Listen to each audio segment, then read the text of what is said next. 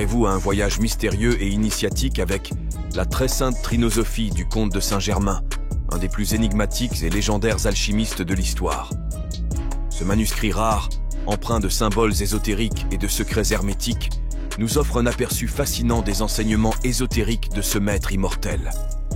Imaginez-vous plongé dans un univers où chaque page est un portail vers des mondes inconnus, où les symboles, les figures et les énigmes dévoilent des vérités profondes sur la nature de l'univers et la quête de la perfection spirituelle. Le comte de Saint-Germain, figure mystérieuse de l'Europe du XVIIIe siècle, nous guide à travers une série d'épreuves initiatiques, chacune révélant des aspects cachés de la sagesse alchimique. Dans ce livre audio, nous suivrons les pas de l'initié, explorant les mystères de la très sainte Trinosophie. Vous découvrirez comment les épreuves symboliques et les énigmes alchimiques de Saint-Germain sont des métaphores puissantes pour la transformation intérieure. À travers des voyages mystiques, des rituels sacrés et des révélations profondes, le comte de Saint-Germain nous montre le chemin vers la lumière et l'illumination. Nous commencerons notre voyage par l'étude des symboles et des figures mystérieuses du manuscrit, décryptant leur signification ésotérique. Ensuite, nous plongerons dans les récits initiatiques, où chaque épreuve est une étape vers la maîtrise spirituelle et la découverte de soi. Le comte de Saint-Germain nous enseigne que la vraie alchimie est celle de l'âme, une quête pour transcender notre condition humaine et atteindre une harmonie divine. Préparez-vous à une expérience unique et transformatrice. Installez-vous confortablement, ouvrez votre esprit et laissez les paroles du comte de Saint-Germain vous guider vers une compréhension plus profonde de vous-même et des mystères de l'univers. Découvrez comment la très sainte Trinosophie peut être une source d'inspiration et d'éveil, éclairant votre chemin vers la sagesse et la transformation spirituelle. Bonne écoute, et que les secrets alchimiques de Saint-Germain illuminent votre quête de connaissance et de réalisation intérieure.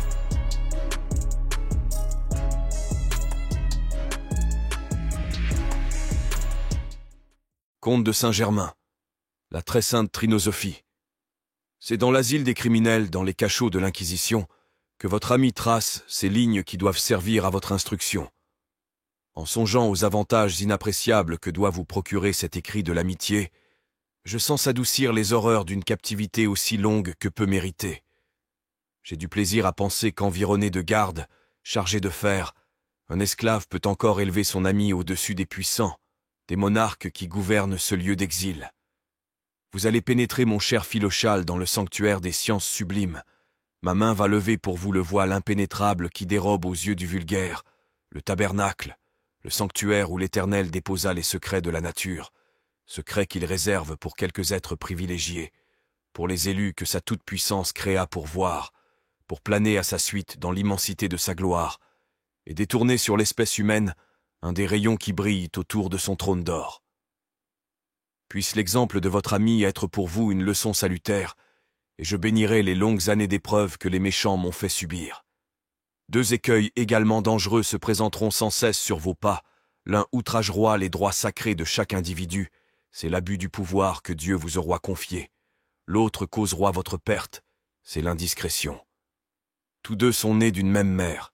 Tous deux doivent l'existence à l'orgueil. La faiblesse humaine les allaita. Ils sont aveugles. Leur mère les conduit.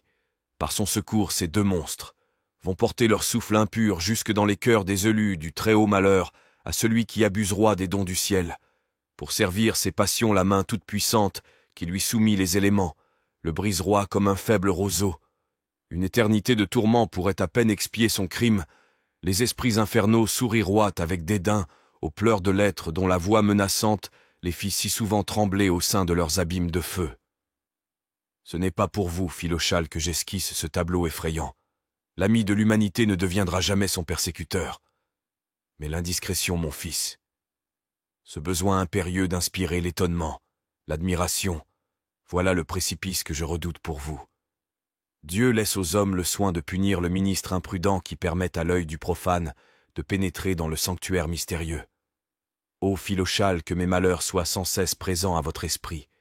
Et moi aussi j'ai connu le bonheur, comblé des bienfaits du ciel entouré d'une puissance telle que l'entendement humain ne peut la concevoir, commandant au génie qui dirige le monde, heureux du bonheur que je faisais naître.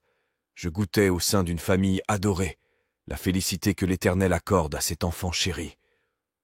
Un instant a tout détruit. J'ai parlé et tout s'est évanoui comme un nuage.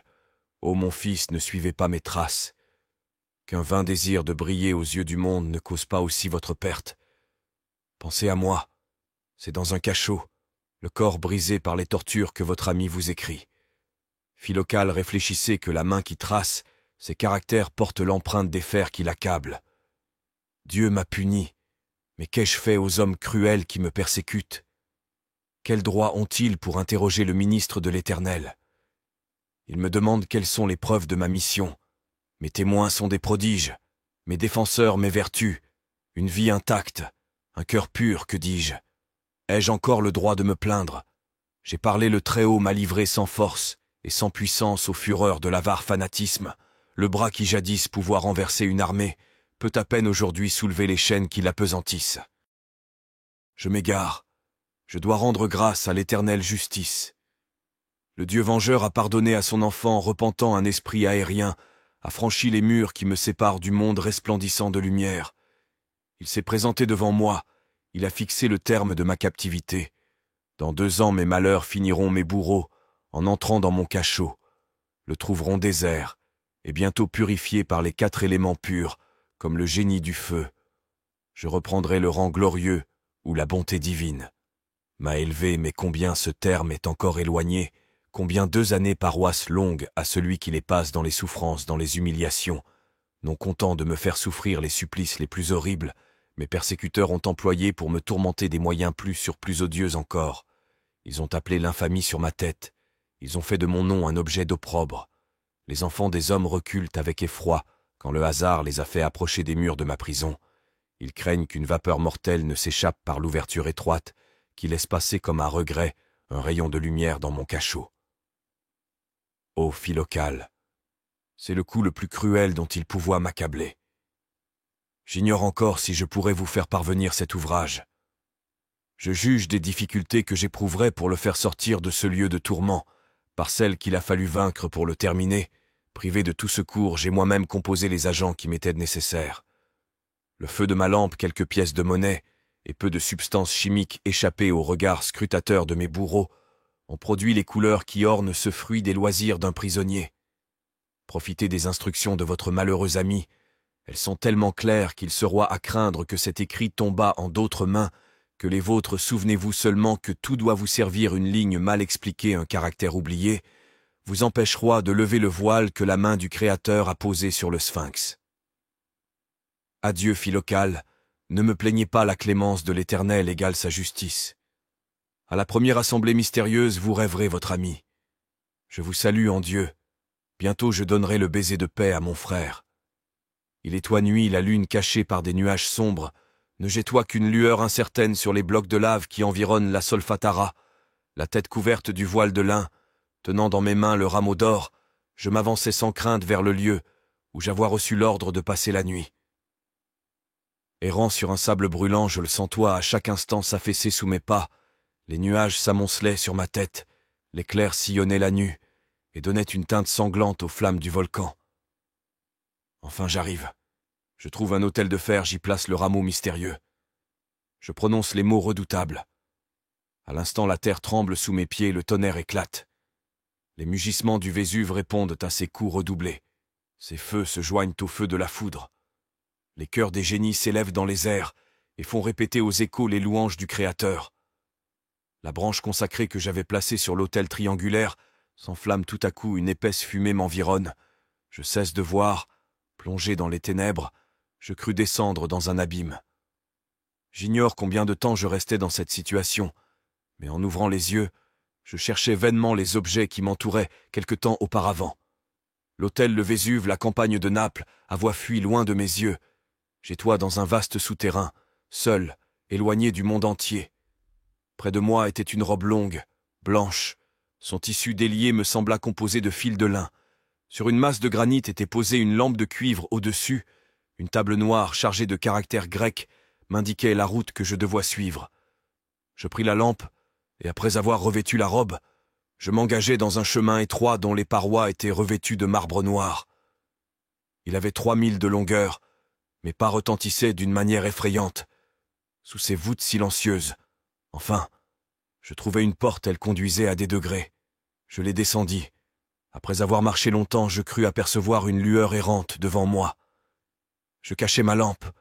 Je fixai mes yeux sur l'objet que j'entrevoyais. Il se dissipa, s'évanouit comme une ombre.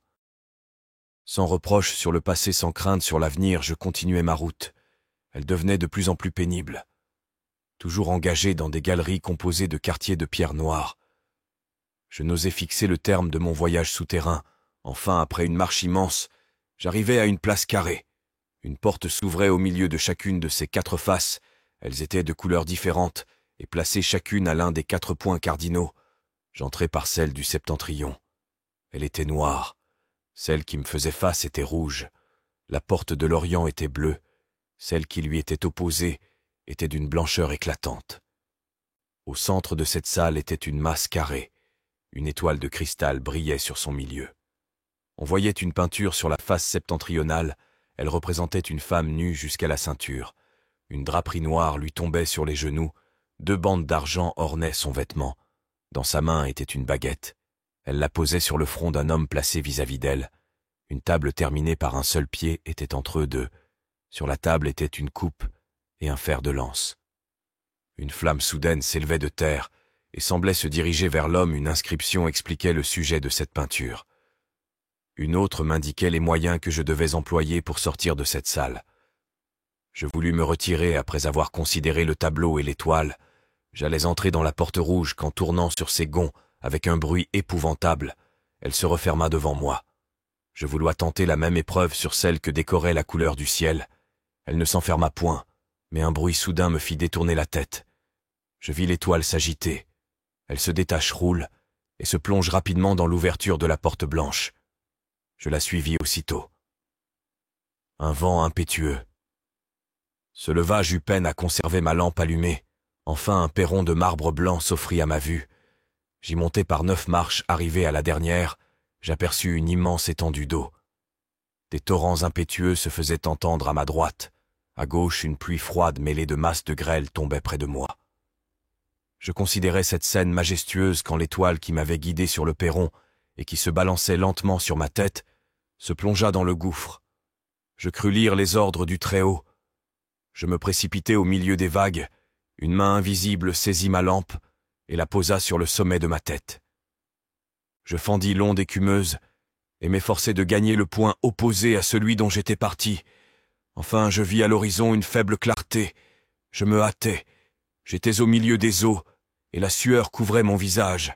Je m'épuisais en vains efforts. La rive que je pouvais à peine apercevoir sembla fuir devant moi à mesure que j'avançais.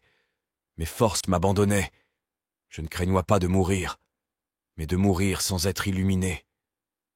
Je perdis courage, et levant vers la voûte mes yeux baignés de pleurs. Je m'écriai, indica judicium meum, erodime me, propter eloquium tuum vivifica me. À peine pouvais-je agiter mes membres fatigués, j'enfonçais de plus en plus quand j'aperçus près de moi une barque. Un homme couvert de riches habits la conduisait. Je remarquai que la proue était tournée vers la rive que j'avois quittée. Il s'approcha, une couronne d'or brillait sur son front. « Vad me com, me dit-il, mecum principium interis, instruamte in via hac qua gradueris. » Je lui répondis à l'instant, bonum est, sperar in domino quam confider in principibus. À l'instant, la barque et le monarque s'abîmèrent dans le fleuve. Une force nouvelle sembla couler dans mes veines. Je parvins à gagner le but de mes fatigues. Je me trouvais sur un rivage semé de sable vert. Un mur d'argent était devant moi. 2 lames de marbre rouge étaient incrustées dans son épaisseur. J'approchais. L'une était chargée de caractères sacrés, sur l'autre était gravée une ligne de lettres grecques. Entre les 2 lames était un cercle de fer, 2 lions, l'un rouge et l'autre noir, reposaient sur des nuages et semblaient garder une couronne d'or placée au-dessus d'eux. On voyait encore près du cercle un arc et 2 flèches. Je lus quelques caractères écrits sur les flancs d'un des lions. À peine avais-je observé ces différents emblèmes qu'ils disparurent avec la muraille qui les contenait. À sa place, un lac de feu se présenta devant moi. Le soufre et le bitume roulaient leurs flots enflammés. Je frémis. Une voix éclatante m'ordonna de traverser ces flammes. J'obéis, et les flammes semblèrent avoir perdu leur activité longtemps. Je marchais au milieu de l'incendie. Arrivé dans un espace circulaire, je contemplais le pompeux spectacle dont la bonté du ciel daignait me faire jouir. 40 colonnes de feu décoraient la salle dans laquelle je me trouvais. Un côté des colonnes brillait d'un feu blanc et vif, l'autre semblait dans l'ombre, une flamme noirâtre le couvrait. Au centre de ce lieu s'élevait un autel en forme de serpent. Un or vert embellissait son écaille diaprée, sur laquelle se reflétaient les flammes qui l'environnaient. Ses yeux semblaient des rubis. Une inscription argentée était posée près de lui. Une riche épée était plantée en terre près du serpent. Une coupe reposait sur sa tête. J'entendis le chœur des esprits célestes. Une voix me dit: le terme de tes travaux approche. Prends le glaive, frappe le serpent. Je tirai l'épée de son fourreau, et m'approchant de l'autel, je pris la coupe d'une main, et de l'autre je portai un coup terrible sur le col du serpent. L'épée rebondit. Le coup résonna comme si j'avais frappé une cloche d'airain. À peine j'obéis à la voix que l'autel disparut. Les colonnes se perdirent dans l'immensité. Le son que j'avais entendu en frappant l'autel se répéta comme si 1000 coups étaient frappés en même temps. Une main me saisit par les cheveux et m'éleva vers la voûte. Elle s'ouvrit pour me livrer passage. De 20 fantômes se présentèrent devant moi. Des hydres, des lamies m'entourèrent de serpents.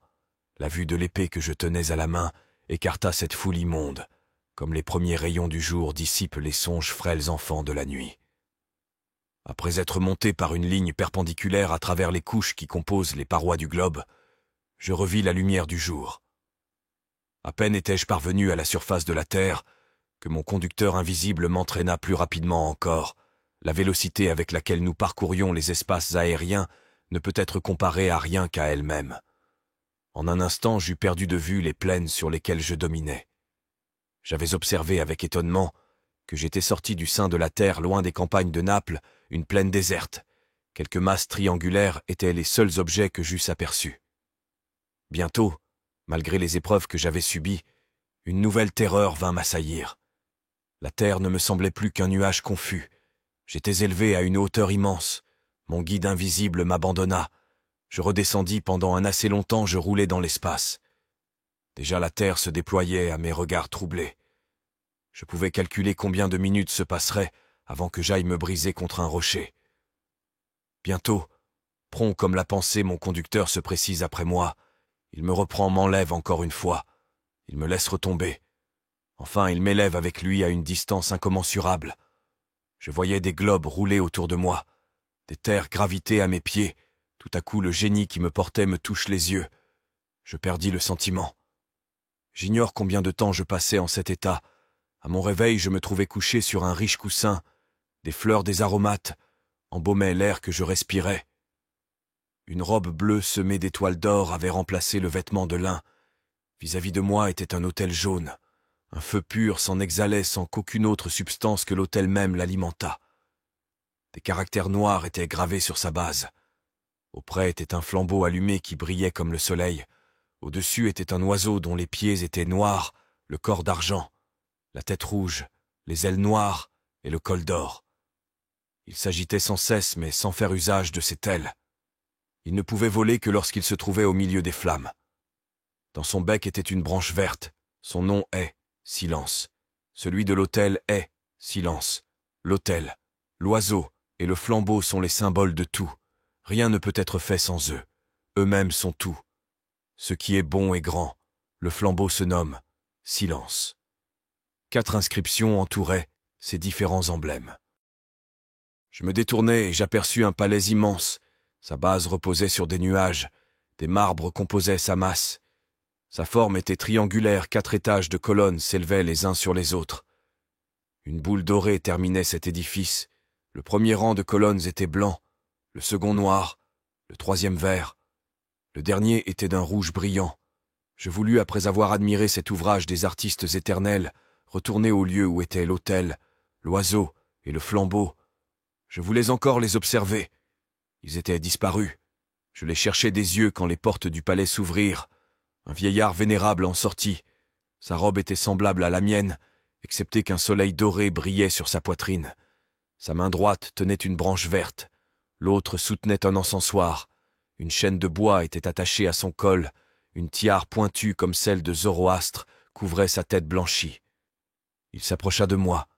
Le sourire de la bienveillance errait sur ses lèvres. « Adore Dieu », me dit-il en langue persane. « C'est lui qui t'a soutenu dans les épreuves, son esprit était avec toi.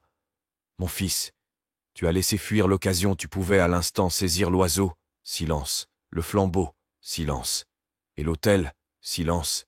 Tu serais devenu à la fois autel, oiseau et flambeau. Il faut à présent, pour parvenir au lieu le plus secret du palais des sciences sublimes, que tu en parcours tous les détours. Viens, je dois avant tout te présenter à mes frères. » Il me prit la main et m'introduisit dans une vaste salle. Des yeux vulgaires ne peuvent concevoir la forme et la richesse des ornements qui l'embellissaient. 360 colonnes l'entouraient de toutes parts. Au plafond était une croix rouge, blanche, bleue et noire. Un anneau d'or la soutenait. Au centre de la salle était un autel triangulaire composé des 4 éléments. Sur ces 3 points étaient posés l'oiseau, l'autel et le flambeau. Ils ont changé de nom, me dit mon guide. Ici on nomme l'oiseau, silence, l'autel, silence, et le flambeau, silence. La salle est appelée silence. L'autel triangulaire Ataen Bobuer. Autour de l'autel étaient placés 81 trônes. On montait à chacun par 9 marches de hauteur inégale. Des housses rouges les couvraient. Pendant que j'examinais les trônes, le son d'une trompette se fit entendre. À ce bruit, les portes de la salle, silence, tournèrent sur leurs gonds pour laisser passer 79 personnes, toutes vêtues comme mon conducteur. Elles s'approchèrent lentement et s'assirent sur les trônes. Mon guide se tint debout auprès de moi. Un vieillard distingué de ses frères par un manteau de pourpre, dont les bords étaient chargés de caractères en broderie, se leva, et mon guide prenant la parole en langue sacrée. « Voilà, dit-il, un de nos enfants que Dieu veut rendre aussi grand que ses pères. » « Que la volonté du Seigneur s'accomplisse, répondit le vieillard.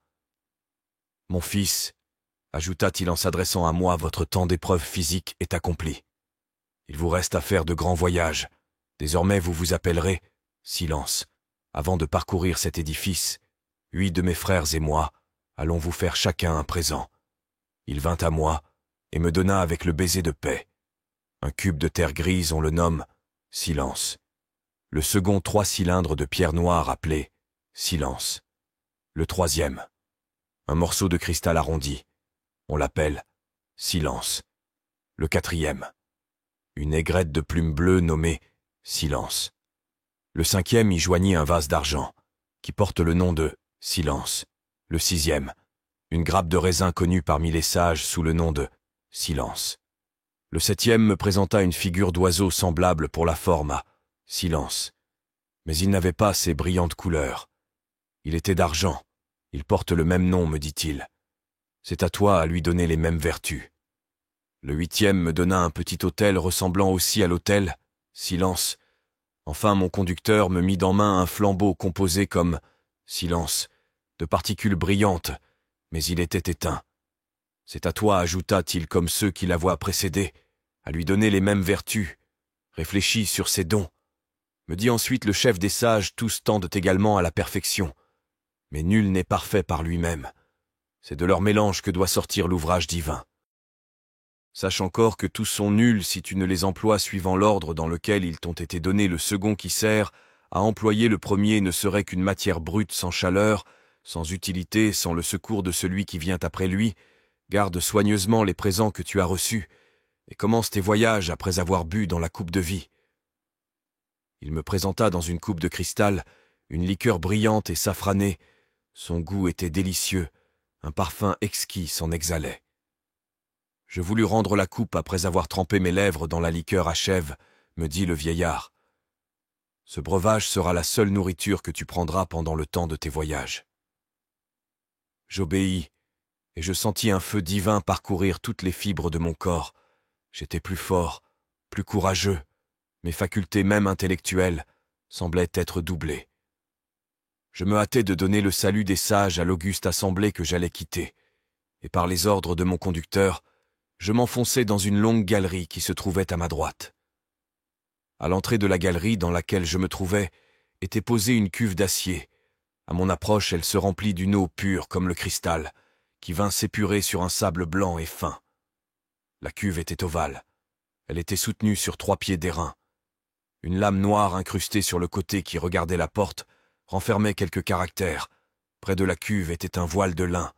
Au-dessus d'elle, 2 colonnes de marbre vert supportaient une plaque de marbre arrondie. On y voyait entourée de 2 inscriptions la figure du cachet sacré, formée d'une croix de 4 couleurs, attachée à une traverse d'or qui soutient 2 autres cercles concentriques, le plus grand noir, l'autre rouge. À l'une des colonnes était attachée une hache d'argent dont la hampe était bleue, elle s'appelle « Silence ». Après avoir lu les inscriptions, je m'approchai de la cuve et je m'y lavai. En commençant par les mains, je finis par m'y plonger tout entier. J'y restai 3 jours. En sortant de l'eau, je m'aperçus qu'elle avait perdu sa transparence. Son sable était devenu grisâtre. Des particules couleur de rouille s'agitaient dans le fluide. Je voulus me sécher avec le secours du voile de lin, mais de nouvelles gouttes d'eau remplaçaient sans cesse celles dont le linge s'imbibait. Je renonçai à me sécher avec le voile, et me tenant à l'ombre, j'y restai immobile pendant 6 jours entiers. Au bout de ce temps, la source de cette eau fut tarie. Je me trouvai sec et plus léger, quoique mes forces me parussent augmentées. Après m'être promené quelque temps, je retournai à la cuve. L'eau qu'elle contenait était épuisée. À sa place était une liqueur rougeâtre. Le sable était gris et métallique. Je m'y baignai de nouveau en observant cependant de n'y rester que quelques instants.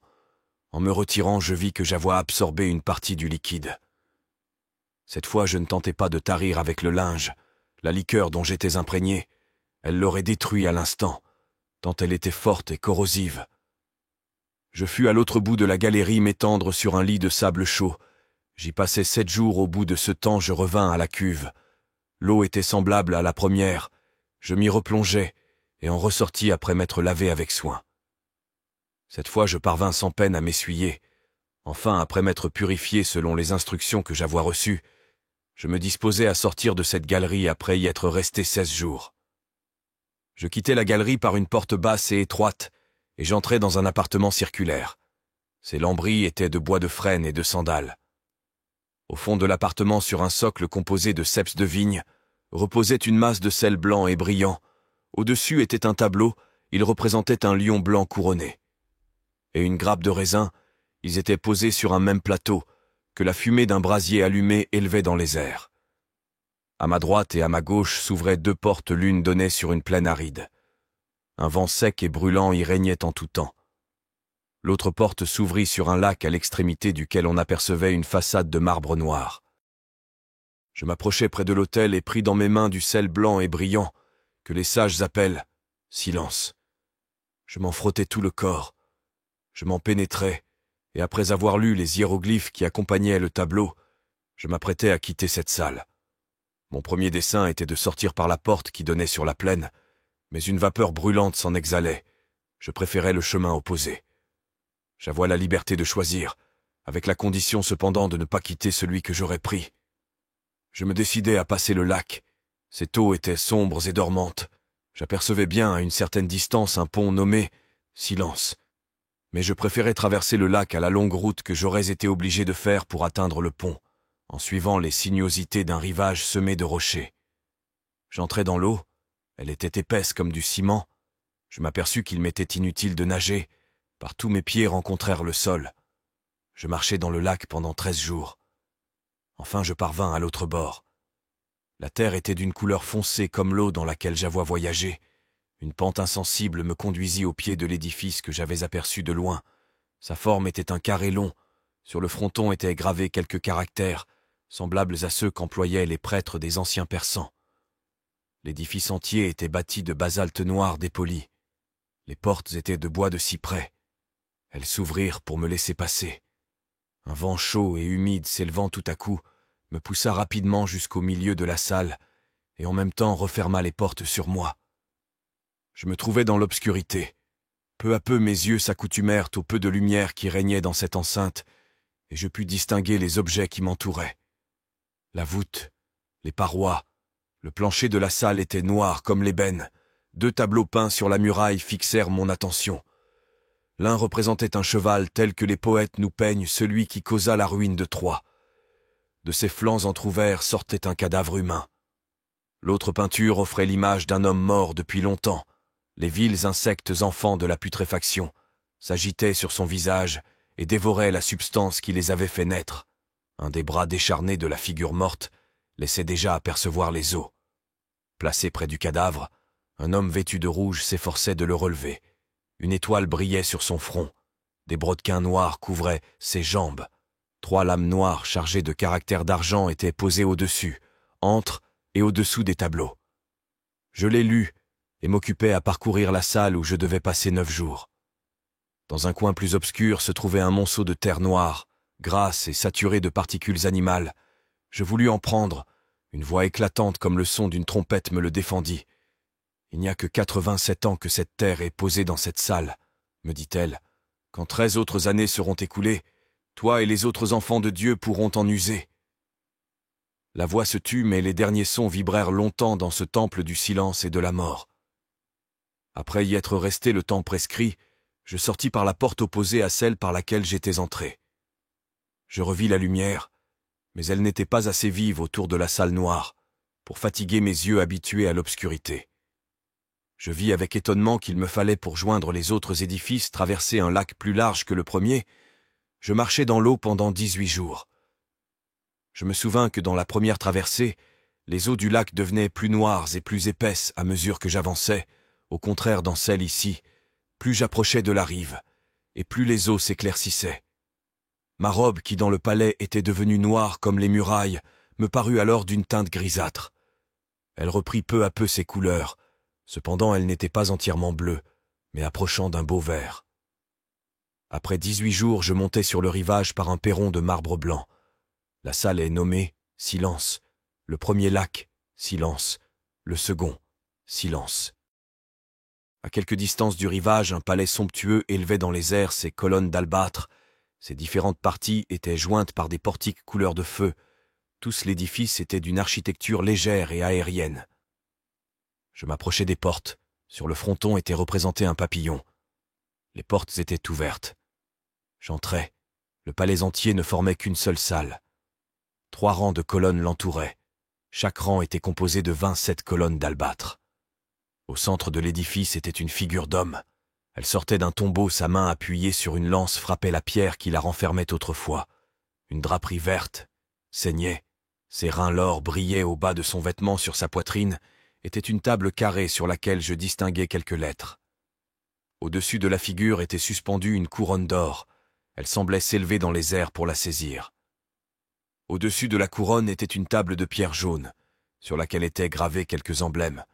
Je les expliquai par le secours de l'inscription que j'aperçus sur le tombeau, et par celle que j'avois vue sur la poitrine de l'homme. Je restai dans cette salle appelée « Silence », le temps nécessaire pour en contempler tous les détours, et j'en sortis bientôt dans l'intention de me rendre à travers une vaste plaine à une tour que j'aperçus à une assez grande distance. À peine j'avois quitté les marches du palais que j'aperçus voltiger devant moi un oiseau semblable à Silence.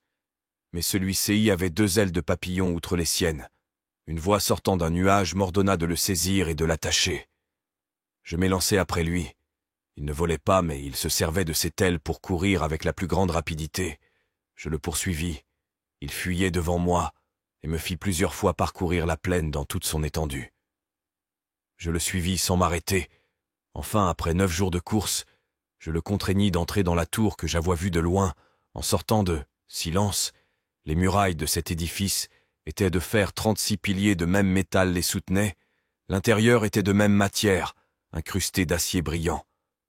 Les fondements de la tour étaient construits de telle manière que sa hauteur était doublée sous terre. À peine l'oiseau fut-il entré dans cette enceinte qu'un froid glacial sembla s'emparer de lui. Il fit de vains efforts pour mouvoir ses ailes engourdies. Il s'agitait encore, essayait de fuir, mais si faiblement que je l'atteignis avec la plus grande facilité. Je le saisis, et lui passant un clou d'acier, plus, à travers les ailes, Silence, l'attachai sur le plancher de la tour à l'aide d'un marteau appelé Silence. À peine avouai-je fini que l'oiseau reprit de nouvelles forces. Il ne s'agita plus, mais ses yeux devinrent brillants comme des topazes. J'étais occupé à l'examiner quand un groupe placé au centre de la salle attira mon attention. Il représentait un bel homme dans la fleur de l'âge. Il tenait à la main une verge qu'entouraient 2 serpents entrelacés, et s'efforçait de s'échapper des mains d'un autre homme grand et vigoureux, armé d'une ceinture et d'un casque de fer sur lequel flottait une aigrette rouge. Une épée était près de lui, elle était appuyée sur un bouclier chargé d'hiéroglyphes. L'homme armé tenait dans ses mains une forte chaîne. Il en liait les pieds et le corps de l'adolescent qui cherchait vainement à fuir son terrible adversaire. 2 tables rouges renfermaient des caractères. Je quittai la tour et ouvrant une porte qui se trouvait entre 2 piliers, je me trouvais dans une vaste salle. La salle dans laquelle je venais d'entrer était exactement ronde. Elle ressemblait à l'intérieur d'une boule, composée d'une matière dure et diaphane comme le cristal. Elle recevait du jour par toutes ses parties. La partie inférieure était posée sur un vaste bassin rempli de sable rouge. Une chaleur douce et égale régnait dans cette enceinte circulaire. Les sages nomment cette salle « silence ». Le bassin de sable qui la soutient porte le nom de « silence ». Je considérais avec étonnement ce globe de cristal quand un phénomène nouveau excita mon admiration. Du plancher de la salle s'éleva une vapeur douce, moite et safranée. Elle m'environna, me souleva doucement, et dans l'espace de 36 jours me porta jusqu'à la partie supérieure du globe. Après ce temps, la vapeur s'affaiblit. Je descendis peu à peu, enfin je me retrouvai sur le plancher. Ma robe changea de couleur. Elle était verte lorsque j'entrai dans la salle. Elle devint alors d'une couleur rouge éclatante. Par un effet contraire, le sable sur lequel reposait le globe quitta sa couleur rouge et devint noir par degrés. Je demeurai encore 3 jours dans la salle après la fin de mon ascension. Après ce temps, j'en sortis pour entrer dans une vaste place environnée de colonnades et de portiques dorés. Au milieu de la place était un pied d'étal de bronze. Il supportait un groupe qui représentait l'image d'un homme grand et fort. Sa tête majestueuse était couverte d'un casque couronné. À travers les mailles de son armure d'or sortait un vêtement bleu. Il tenait d'une main un bâton blanc, chargé de caractères, et tendait l'autre à une belle femme. Aucun vêtement ne couvrait sa compagne. Un soleil brillait sur son sein. Sa main droite supportait 3 globes joints par des anneaux d'or. Une couronne de fleurs rouges ceignait ses beaux cheveux. Elle s'élançait dans les airs et semblait y élever avec elle le guerrier qui l'accompagnait. Tous les 2 étaient portés sur des nuages autour du groupe. Sur les chapiteaux de 4 colonnes de marbre blanc étaient posées 4 statues de bronze. Elles avaient des ailes et paraissaient sonner de la trompette. Je traversai la place, et montant un perron de marbre qui se trouvait devant moi, je vis avec étonnement que je rentrais dans la salle des trônes, la première où je m'étais trouvé en arrivant au palais de la sagesse. L'autel triangulaire était toujours au centre de cette salle, mais l'oiseau, l'autel et le flambeau étaient réunis et ne formaient plus qu'un corps. Près d'eux était posé un soleil d'or. L'épée que j'avais apportée de la salle de feu reposait à quelques pas de là sur le coussin d'un des trônes. Je pris l'épée, et frappant le soleil, je le réduisis en poussière, je le touchai ensuite, et chaque molécule devint un soleil d'or semblable à celui que j'avais brisé. « L'œuvre est parfaite » s'écria à l'instant une voix forte et mélodieuse. À ce cri, les enfants de la lumière s'empressèrent de venir me joindre. Les portes de l'immortalité me furent ouvertes. Le nuage qui couvre les yeux des mortels se dissipa. Je vis, et les esprits qui président aux éléments me reconnurent pour leur maître. Fin. La très sainte Trinosophie est une œuvre énigmatique, attribuée au mystérieux comte de Saint-Germain. Ce texte, dont le titre signifie littéralement « Les 3 saintes sagesses », est considéré comme l'un des trésors les plus rares de la littérature alchimique et ésotérique. Il nous plonge dans un univers symbolique riche et complexe, offrant une profonde exploration des mystères des sciences sacrées et de la quête spirituelle. Le récit est structuré comme un voyage initiatique, où chaque chapitre représente une étape symbolique de la transformation intérieure de l'initié. Le comte de Saint-Germain nous guide à travers de visions et d'épreuves, chacune étant une métaphore des obstacles et des que l'âme doit surmonter pour atteindre l'illumination. Les symboles alchimiques, les figures mythologiques et les allégories spirituelles abondent, formant un réseau dense de significations qui défie l'interprétation littérale. Le voyage commence par une purification, une étape cruciale où l'initié doit se débarrasser des impuretés, attachements du monde matériel. Cette phase est souvent représentée par des bains purificateurs, de transformation ou des épreuves de l'eau et du feu. 6 symboles évoquent la nécessité de renoncer aux illusions et aux désirs terrestres pour se préparer à recevoir la sagesse divine. Au fil du texte, L'initié rencontre divers personnages et situations qui représentent les forces et les faiblesses de l'âme humaine. 6 rencontres attestent la détermination, la foi et la compréhension du chercheur. Par exemple, la traversée de temples sacrés, les dialogues avec des sages ou les affrontements avec des entités obscures symbolisent les luttes intérieures et les choix moraux auxquels l'âme est confrontée sur son chemin vers la vérité. L'œuvre culmine dans une révélation mystique, une apothéose où l'initié accède à une compréhension supérieure de l'univers et de sa propre nature divine. Cette réalisation ultime est souvent symbolisée par la rencontre avec une figure divine ou l'ascension vers un lieu sacré, représentant l'union mystique avec le divin. Le conte de Saint-Germain utilise un langage qui est métaphorique pour décrire cette union transcendante, soulignant que le véritable objectif de l'alchimie spirituelle est de retrouver l'unité avec le tout.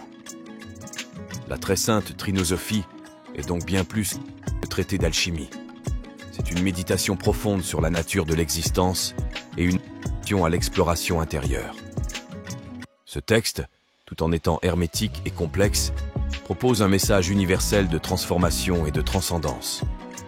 Il nous rappelle que le voyage spirituel est un processus continu d'éducation et d'éveil où chaque transformation physique symbolise une évolution intérieure. Si ce voyage au cœur des mystères de la très sainte Trinosophie vous a inspiré, nous vous invitons à rejoindre notre communauté en vous abonnant à notre chaîne. En aimant et partageant cette vidéo, vous contribuez à diffuser la richesse de ces enseignements spirituels et à soutenir notre mission de préservation et de diffusion des textes sacrés et ésotériques. Votre soutien sur Tipeee est également crucial pour nous permettre de continuer à produire des contenus de qualité, accessibles à tous. En contribuant, vous participez à la création d'une vaste bibliothèque de livres audio, un véritable trésor pour tous les passionnés de sciences secrètes et de spiritualité. Ensemble, cultivons la connaissance et l'éveil spirituel. Merci de votre écoute et de votre soutien.